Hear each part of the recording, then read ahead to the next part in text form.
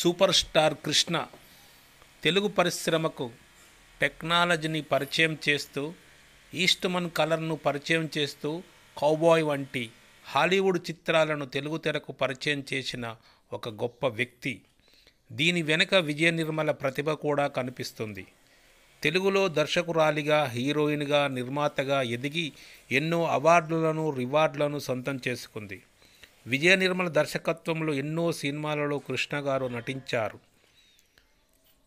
ఇలా ఒకరికొకరికి దగ్గరైనారు. అప్పటికే కృష్ణ ఇందిరతో పెళ్ళయి రమేష్ బాబు, మహేష్ బాబు, మంజుల ముగ్గురు సంతానం. ఇకపోతే విజయ నిర్మలకు అప్పటికే పెళ్ళయి నరేష్ ఉన్నాడు. విడాకులు తీసుకొని ఉన్న విజయ నిర్మలను పెళ్లి చేసుకున్నాడు.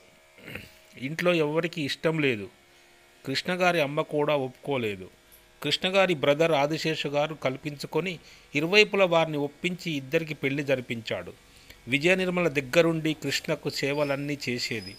ఆమె మరణించిన తర్వాత కూడా ఆమెను మరవలేక ఇంట్లోనే ఆమె కాస్య విగ్రహాన్ని ఏర్పాటు చేసుకొని ప్రతిరోజు ఆమెను చూసుకుంటూ గడుపుతున్నాడు.